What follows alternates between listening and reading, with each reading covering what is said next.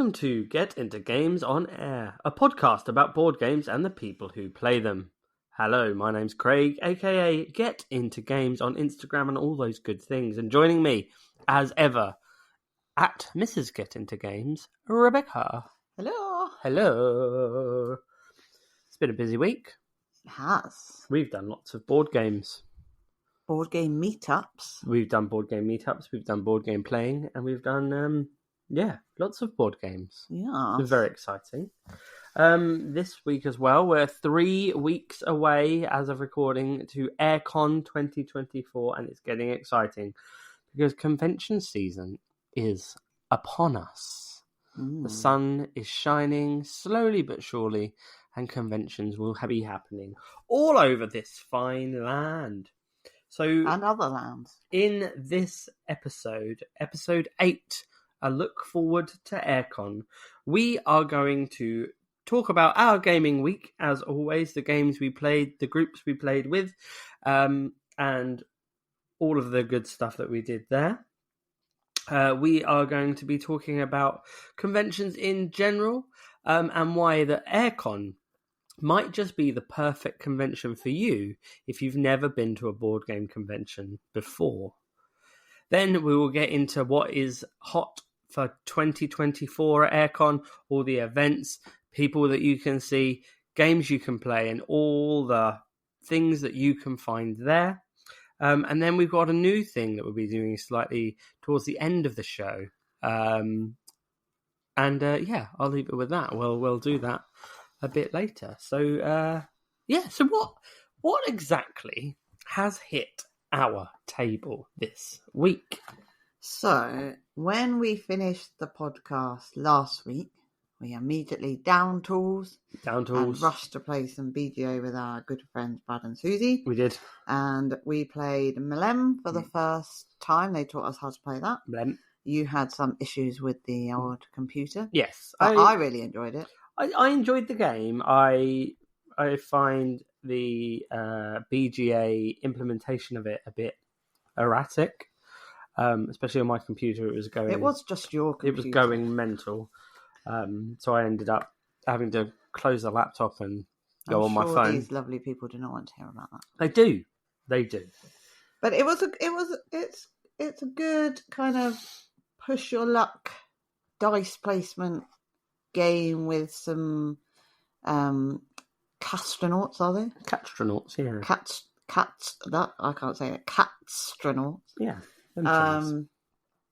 That do certain actions when you choose them to send on. Yeah, they've all got their own abilities, haven't they? And it's when you choose when to use the cats that have the specific abilities. So everyone's got the same abilities. A bit like Libertalia, where you've all got the same cards, but you're choosing when to play those things. You're choosing your best tactic to do that.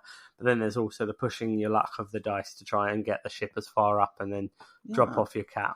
I like it, and I have seen the artwork for it in real life. So the two things together, I think it's definitely one that I would like to have in our collection. It is a nice one. We also played Saboteur and King of Tokyo with them. Yes. Then King of Tokyo that was a really good game. That was really cool. I love King of Tokyo. So good. Then on Monday we played some Chai, and then we played Caper for the first time. Yep. In real life. In real life, because we have played it on BGA, but we finally got a copy of it. And I do really enjoy it. Kind of swapping the cards, and when do you take a card so that your opponent doesn't get it, and will it help your strategy out, or will it hinder your strategy? And I can see that one working its way up to be like one of my favourite 2-player games, because it's so good. There's loads of and the fact that it comes with 4 main destinations, so it mixes up I don't think it needs it, but it mixes up the cards and the characters and the thieves and criminals that you use. So I like that. I like that touch. And then leading on from the thieving theme, we then played the art project again. Yeah. And then we played a couple of new small box games that we were sent. Dropolter. Yes. Which is a game about having 5 items in your hand, and then you turn over a card, and you have to drop the specific items on the card, which is fine the first time.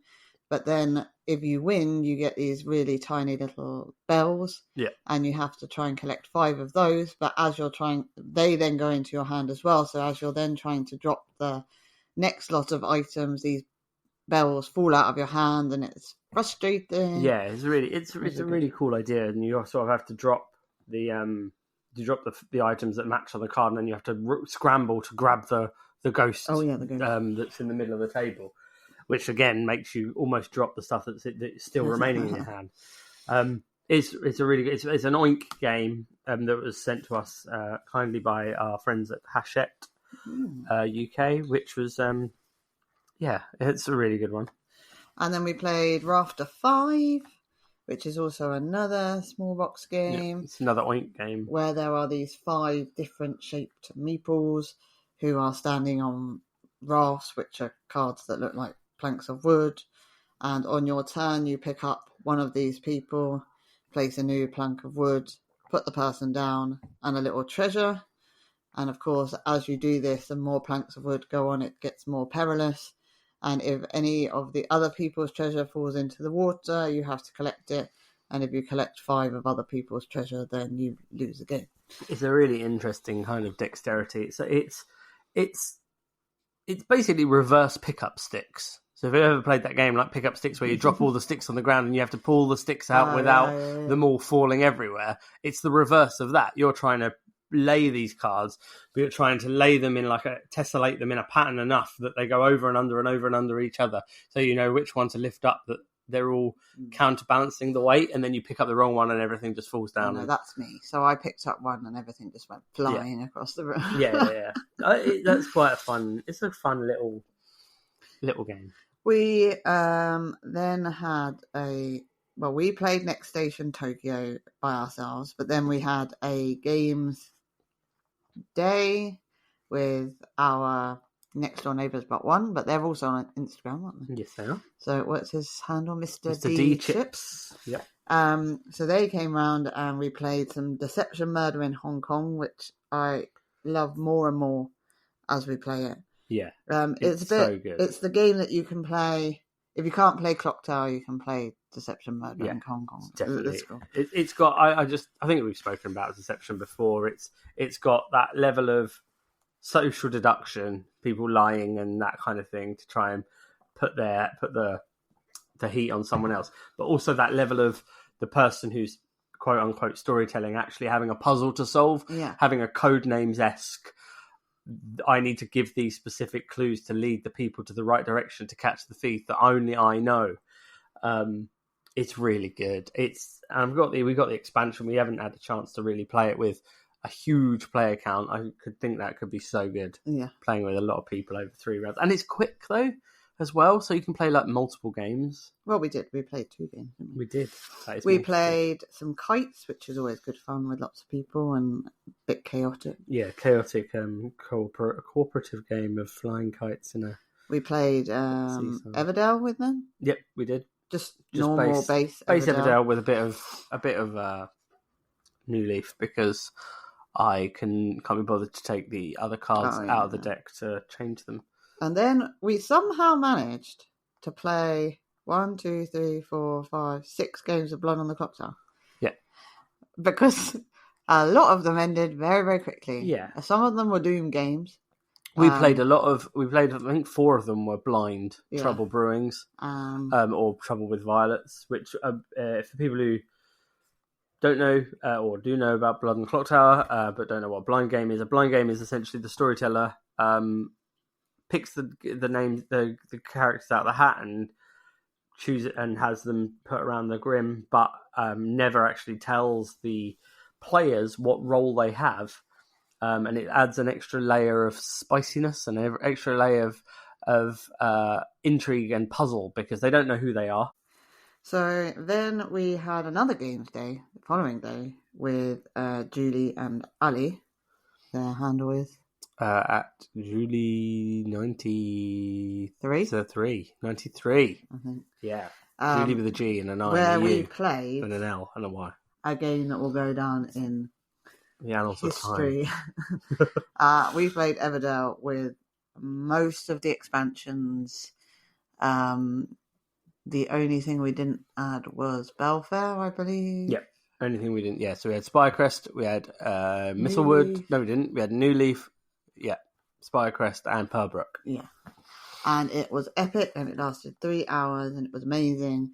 And it didn't seem like we were playing for 3 hours, to be honest. No. It went really quickly, and I really enjoyed it. Everything just worked so well with all of the expansions tagged onto it. I think maybe we didn't go into Pearlbrook as much, but it gave you an extra thing to extend your turn. Having the return tickets that you get from New Leaf really helps give you a bit more to do in that first initial round.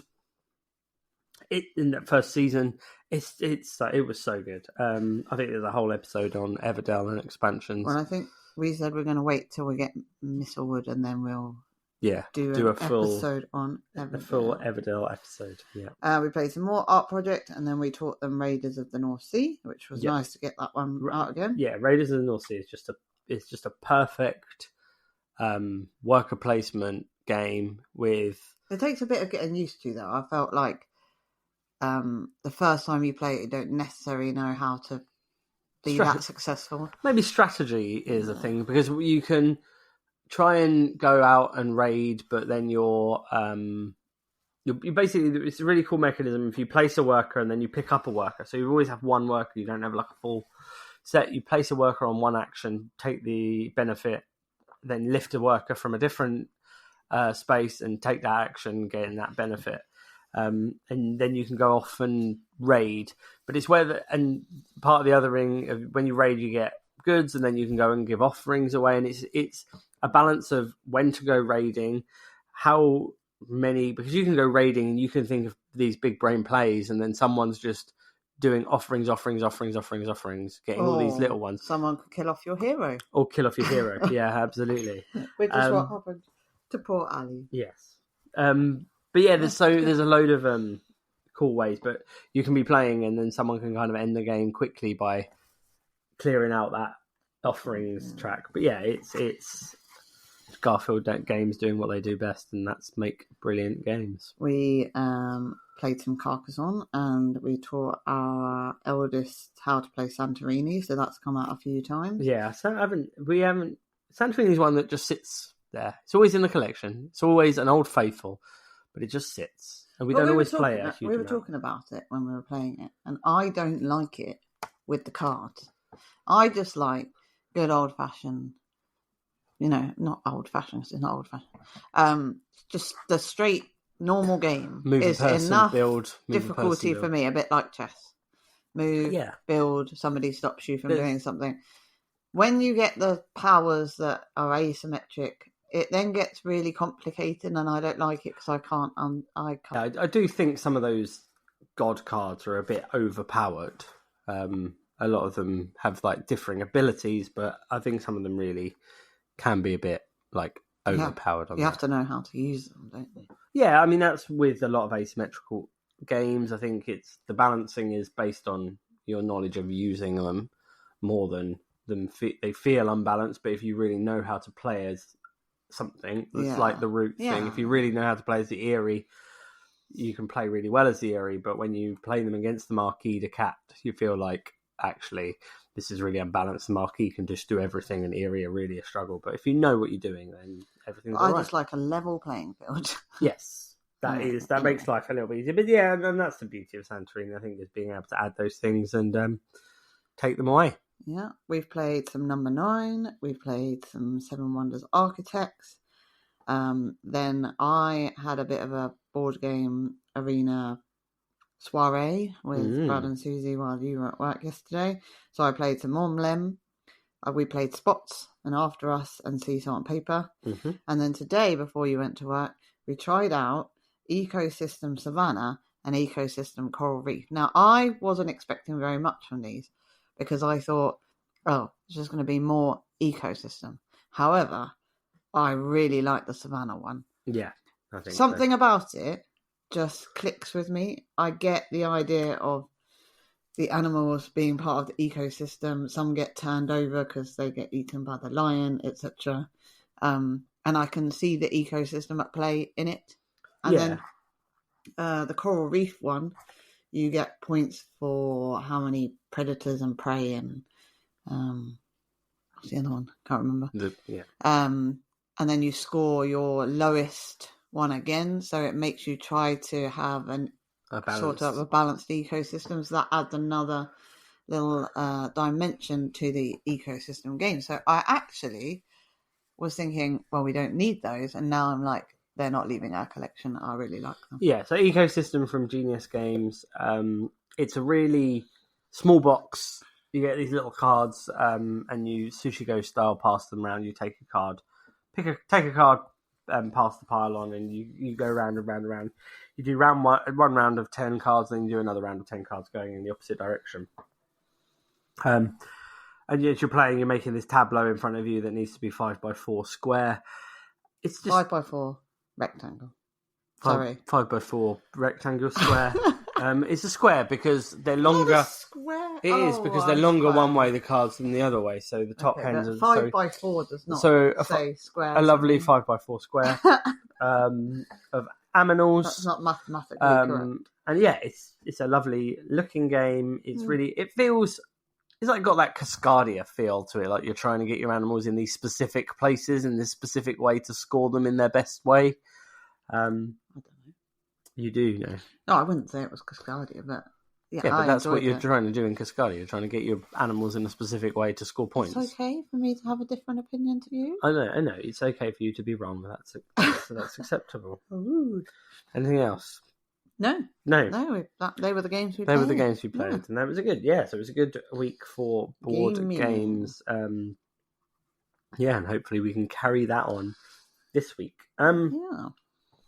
So just around the corner now is the beginning of convention season. That means all the fun things are happening. We get to see lots of people. We get to play lots of games, and we get to see the new stuff and shiny things. And in 3 weeks' time is Airecon 2024. We went to Airecon for the very first time last year. We did. And we nearly didn't. We nearly didn't. The previous year we went to UKGE and loved it, but we're always a bit reticent and a bit scared of bringing small children to there because it's big and it's tiring and it's busy. So we heard lots of good things about Airecon and its popularity, and a lot of them it's smaller, so it has one main room for like trade hall, and then it has its library, and mostly it's open gaming. So we decided to test with the kiddos and take them all the way up to Harrogate in the north of sunny old Blighty in the snow, set off at 5 o'clock in the morning or whenever it was. Because we were going to go on the Friday, weren't we? We were, yeah. We were going to stay up the night on the Friday. There was lots of snow. Yeah. So we weren't sure whether we were going to actually go or not. No. So we did. We got up very early, took a drive down there, parked in the car park. Luckily, the hotel was near to the car park. And, it was good. I really enjoyed it. And it was good to take the kids because they could experience what it was like to be in a convention and see all the games, but it was contained to a room, and then we were able to go and find a seat, sort of perched there for quite a while. We took some games to play with the kids. Yeah. And then we just went and got food when we fancied it. And then occasionally you might take one of the kids off to go and have a walk round, or I might take the kids off to go walk round, or we go off by ourselves. Yeah. It was kind of, there was less to worry about when we then later took the kids to UKGE. You have to watch where they are all the time, and it's very busy, crowds, etc. But there were loads of tables, and it was just a very relaxed entry into the convention scene. Yeah, definitely. Relaxed is how I would best describe it. It's just really nice that you can just kind of set a base camp and then go about your business and stuff like that. And I must admit, the food vendors were probably the best conventions food that I've ever had. All the little trucks outside, the pizza trucks and all the different things was very, very good. And reasonably priced as well, so it wasn't too expensive. So it's a good place to go. Definitely is. Conventions are a good way to play some games, and some game conventions they have libraries, which are really cool ideas at conventions because you can try the games out and stuff like that.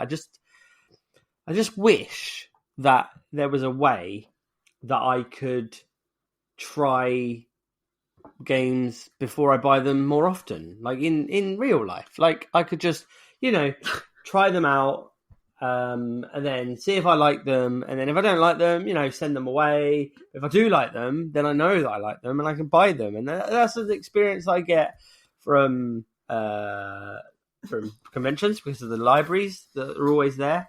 And there was a really good company that did a library, and I can't remember their name. Did they do it for UKG? They did the library for UKG in the Hilton, and I can't yeah. remember just the name of the company that did that. Is it the one that sponsors this? Sorry, what? Is it the one that sponsors this podcast? Pardon? The one that you every week seem to forget? I'm confused. What do you mean? You're communicating with me. You ever wished you could try every game you want before you buy it? Yes, I just said that. Ever think you've got too many games on your shelf? Yes, regularly. You've only played a couple of times, or maybe not at all. Yeah, that's definitely true. Ever think, geez, I've run out of space again? Yeah, yes, every day. Yeah. Well, Rent, Shuffle and Roll can solve these problems. Can they? Yeah, they can save their subscribers money every month versus buying their games new or second hand. Buy any game you love from your subscription at a discount and never have space issues again when you send all your unloved games back. Try a month at 50% off with code GITG50 and see the value for yourself. That sounds good, doesn't it? Well, so the listeners here can go to rentshuffleandroll.co.uk. Yeah. They can type in the code... Save themselves money. They can type in the code GITG50 and save themselves 50% of their first month of their Rent, Shuffle and Roll and they just experience. And they can just try it, and if they don't like it, they don't have to carry it on. But I bet that they'll save themselves money and they'll think this is a brilliant idea. So that sounds really why good. not try it? Yeah. So why not head over to rentshuffleandroll.co.uk and try out some of the amazing games they have on offer using the code GITG50 to get yourself 50% off your first month. So, it's 3 weeks away. It is. Airecon 2024. Now, the first thing I would say about... Harrogate. Oh, sorry. I interrupted. My bad. Carry on. Airecon. Yeah? Yeah, that was it. Okay. The first thing I would say about it is it's fairly reasonably priced. I think you mentioned that. But I did a little bit of research just for the people at home in case they were thinking, because it was my suggestion we do this podcast now. Yes. To give people 3 weeks to decide to come, and then they can meet us in real life. You can get your little tickies from the website. For 4 days. 4 days. For an adult, it's £55. Now, whatever days you go, the children are free, which I think is absolutely brilliant. Yeah. So we don't have to pay for the kids at all. No. Other than to feed them and the hotel. But, I think that's really good. Yeah, it is. So a 4-day ticket costs £55. A 3-day ticket costs £50. A weekend adult ticket costs £41. If you want to go on Thursday, it costs £7. Friday, £18.50. Saturday, £22.50. Sunday, £18.50. Like, that's pretty good value. Really reasonable for going there. I know you'll have to buy food, but you're getting the experience of a convention. Yep. Getting to play games with your friends if you meet up with people, or it's actually the kind of place where you could meet up with people you don't know. Yeah. And just join a table, I feel like. Yeah, because it's got that family vibe. It does indeed, yeah, definitely. Like it's so good, it's so amenable to anyone. You could rock up on your own. You could play games. They've got that lightsaber thing for the tables that you can put on the tables. So if you're looking for players and you're trying to play a game, a 4 or 5 player game, and you're looking for players, and you can get a lightsaber from the vendors, pop it on the table, it lights up. Then you know that table are looking for gamers. You go to that table, you join in a game. You bring your own games, you buy games. There's so much choice to do that, and then that's what's great. Why it doesn't matter whether you go on your own, whether you go with your family, and especially with kids essentially going for free. Like, take your family, have a family day out, and play board games, and just have a great time. We're not sponsored by Airecon. We just think it's a great thing. Yeah, no, absolutely. I actually really like the story of how it started. Yep. Airecon. So it started when the guy who organised it, Mark, his missus went away on a friend's hen weekend. He decided to have a few friends around to play some games and partake in some other gaming activities. He set up 3 tables, a schedule of events, and got a sponsor. And so Airecon was initially in his flat. Yep. And then obviously it got bigger and bigger. And it is what it is today. But I like the idea that it was just a few friends getting together, and now it's a lot of friends getting together. But it really does feel like all of the people who turn up could be your friends. It's just very nice. It's like a family community, and I think that's one thing that no matter what board game convention you go to, it's such a strange experience. Like, a lot of people are nervous when going to any sort of board game convention, UKGE, Essen, all these things. But the one thing that everyone has in common is their love of board games and their love of the hobby, and it's it's almost surreal to go to a place where everyone is just so nice. Yeah. There's no hustle and bustle. Yeah, there's so many people, but everyone's patient with each other. Everyone's there for the common, like, love of the hobby. So, and everyone's just so nice, and they just get on with everyone. It's a really good experience. All the love in the room. Yes, lots of loves. So, Airecon is now partnered with Watch It Played. Yes.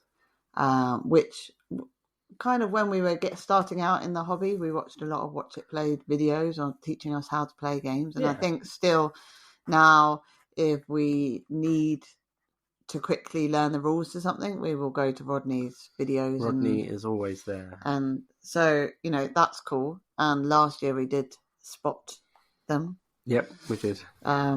So that was cool. But they've got some events. So they've got a Euro Thrash Throwdown, which is an inventive quiz hosted by Paula and Matthew. It says supercharge your gaming brain with questions and surprises. So that sounds cool. That's on the Friday. There's a giant strike tournament on the Saturday at 10:30 a.m. There's a Failing Forward Gaming Occurrence show on the Saturday at 2 p.m. And I have a surprise for you. Do you? Yeah.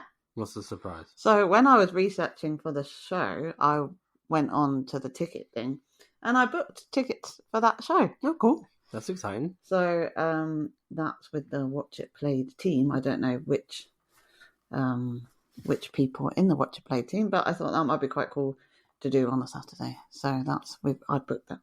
Sounds fun. And they've got a Played Air Day on Saturday. So they suggest everybody dressed up in their it's plaid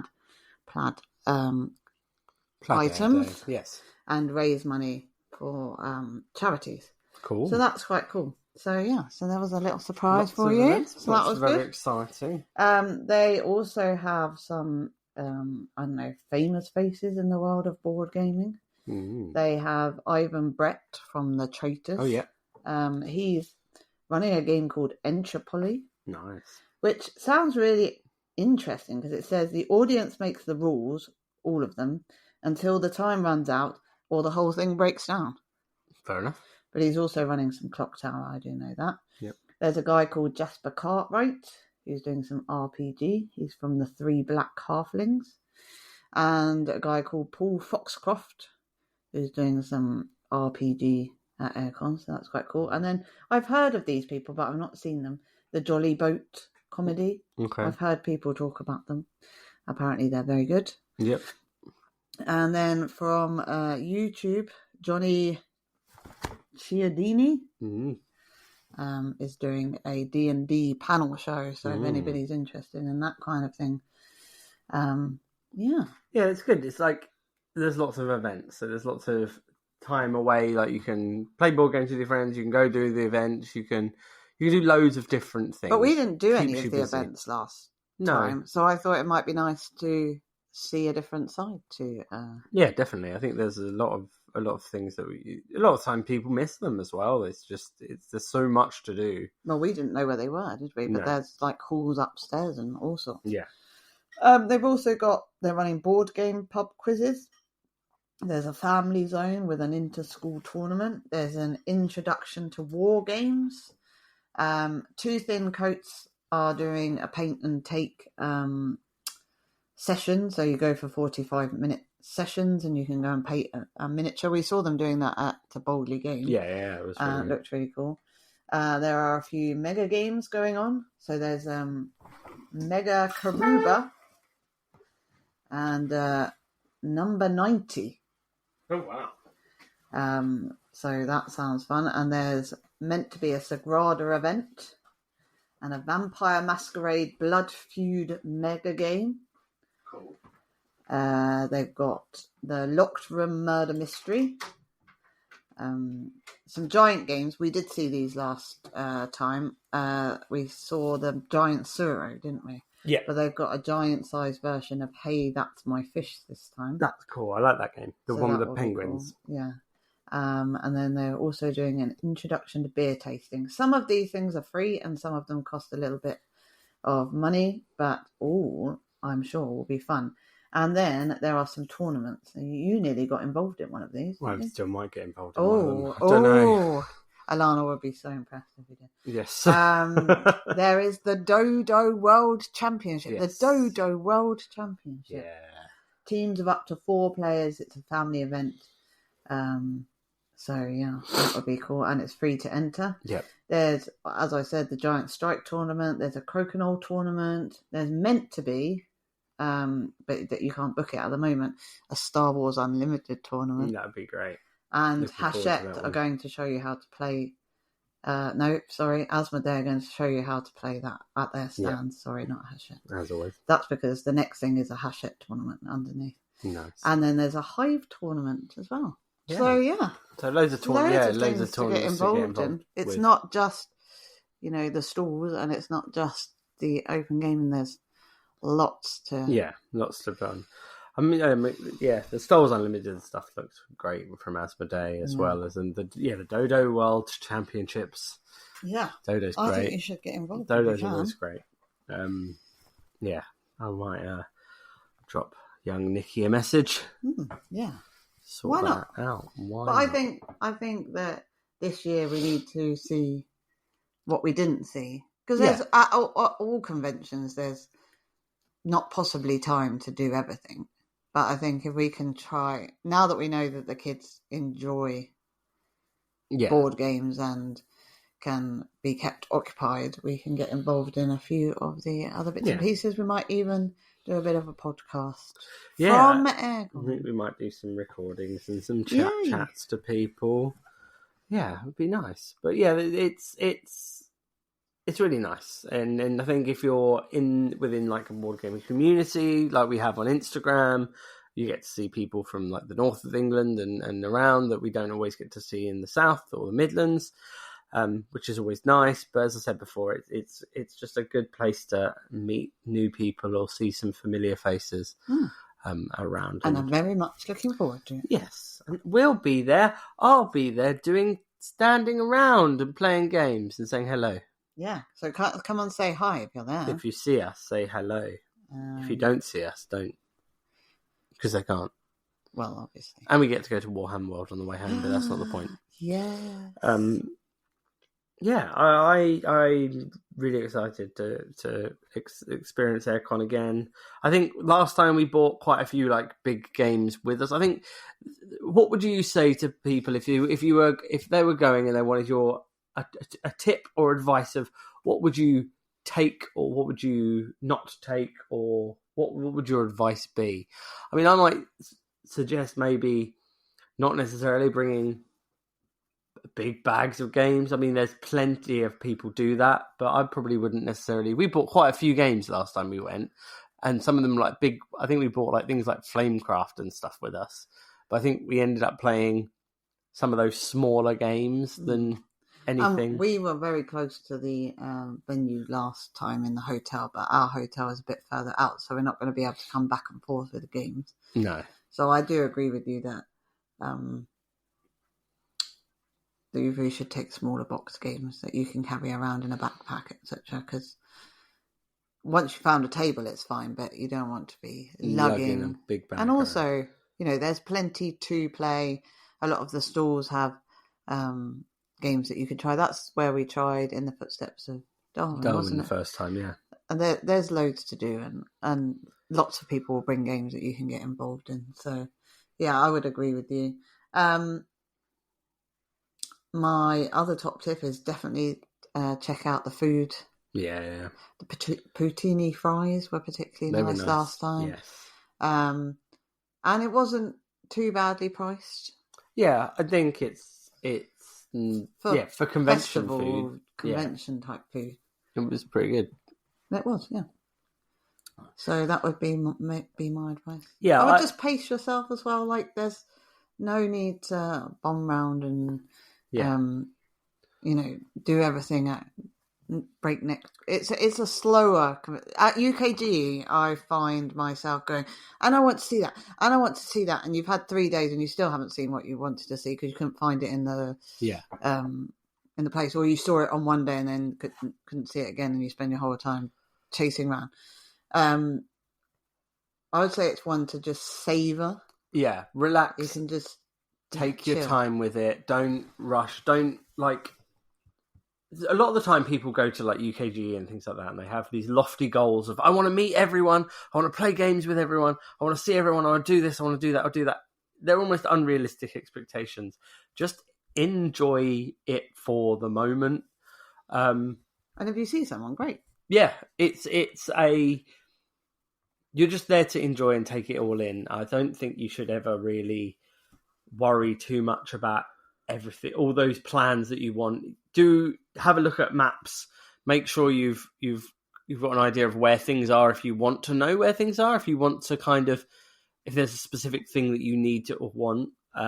Yeah, I would say last year we went without really looking at any of the events. Yeah. So we just turned up on the day, went through the doors and went, oh, okay, nice. We've got a hall of vendors and people trialing their games, etc. But we didn't go with any expectations. Whereas at least now we've done a bit more research. We know things are going on in different areas, so we can go and find the things that we want to see. If we want to go and see the Giant Strike tournament, we can go to the Royal Hall and see what's going on.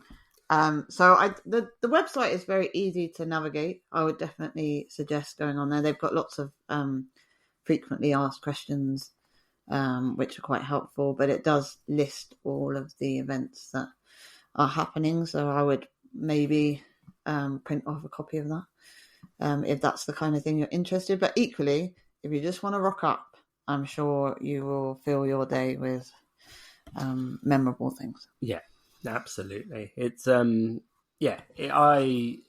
really like it. It feels like home. It's a homely family kind of feeling that you get from it, and you can just sit and enjoy everybody's company. And it's far enough away from our house that it feels like a little holiday. Yeah, that's true. Whereas UKG feels like, well, we're just going half an hour down the road. Yeah, which is doesn't feel quite so much like a holiday. No. You can legitimately need to get a hotel from. Yeah, enjoy Harrogate. It's a lovely place. It's really nice. Oh yeah, there's some beautiful buildings around there, isn't there? Yeah, outside of the convention hall, we didn't ever explore it, but there's some beautiful buildings and some history there, I think. So yeah. It is definitely do that. Aye. Okay. So what's next? Right. Well, we're going to do something a little bit different. Bit different. Yeah. We've been doing board game menus for a while, and that's good fun. And we're going to still keep doing them. But also, what I want is people to send in their board game confessions. So. We're getting some interest. I asked out on Instagram for send us your board game confessions, and I got some people. Telling me things like they don't like Catan. They don't like Catan. Catan is rubbish. I've heard. I heard Somebody cheated in a game? Someone cheated. I've heard Scythe is overrated. I mean, some people are wrong. Which is good. And I enjoy these confessions that you've sent. We want more of a story, don't we? I want the story of the why and the how, or what happened on the games night. I want the drama. Everything will be confidential. We will not mention your name. If you want to email it, we can have an email address that you can email them to instead. Then you can have it fully confidential. But I'm going to read one that I found on the internet. And this is the sort of juicy content that I'm looking for. Okay. Are you ready? I haven't told anyone else, but I'm about to. I cheated over the weekend. What? That's awful. What does this have to do with board games? I haven't told anyone else this, but I cheated over the weekend in a game of Villainous. So don't blame me, because it's a trash game anyway. Oh, great. There was no end in sight. And after nearly 1.5 hours, I gave in to temptation. Oh. I was playing Scar, and all I needed to do was wait one more round. As I had completed my objective in the current one, I was required to shuffle my fate deck.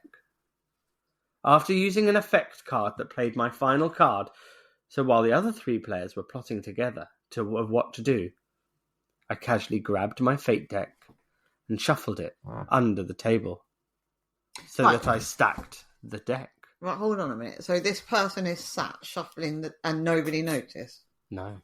Well, he has to shuffle his deck. But did they not ask, what are you doing? Well, he had to shuffle his deck. So he always shuffles underneath the table? He snuck it under the table to rearrange the deck.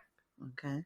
I arranged it so that the next few cards drawn would not remove any of the power I had accumulated. Well, that is bad. I'm surprised I pulled it off.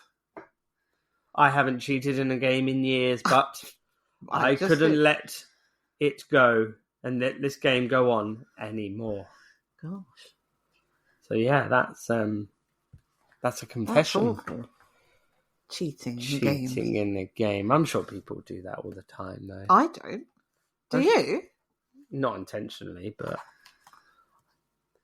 there's difference, isn't there? There's a difference between cheating intentionally. He's intentionally done that. It might be a she. Or they. Oh, yeah. They've intentionally done that. They just couldn't wait for the game to end, so they got it over with because it was lasting too long. But I agree. I feel that when you're playing Villainous, after about 5 minutes, you've definitely played it for too long and really want it to end. Look, I've really had enough of this game, or be honest about it. You need to. Yeah, that's bad. It is, but that's what we want. If you can send an interesting story of a confession of something that happened around the board game table. Did you cheat? Did you destroy someone else's game? Did you accidentally spill something so someone would leave a room? Did you ever pretend that you were playing Terraforming Mars and you had more resource cubes than you actually had to be able to play the cards? No, but someone's confession said that. Wow. Didn't it, listener? Oh my gosh. So yeah, that's what I'd like. But yeah, I can't think of anything that No, I don't have any I've maybe cheated, but not intentionally. Yeah, well, that's I've realised at the end, I did that. Yeah, I wasn't we played the rule wrong or something. But not intentionally cheated someone out of a win. But that's it. Okay. Yeah. Well, I look forward to hearing those. Yeah, so send us in your confessions. Send us in your menus. And thank you very much for listening. And if you are headed to Airecon or this podcast has helped change your mind and made you want to go to Airecon, come along. There are loads of tickets left. There's tickets available, and you can buy them on the door. I think as well. You can, yeah. It's one of the best conventions in the UK. So even if you're abroad, come on over, fly in via helicopter specifically. and come play games with us. Yeah. It's good. It's good fun. So again, thank you so much for listening to the podcast. Thank you for leaving your 5-star reviews. Please leave more 5-star reviews and stuff like that on your podcatcher of choice. And it's been great. And thank you for sharing on Instagram and everything as well. And remember to get into game.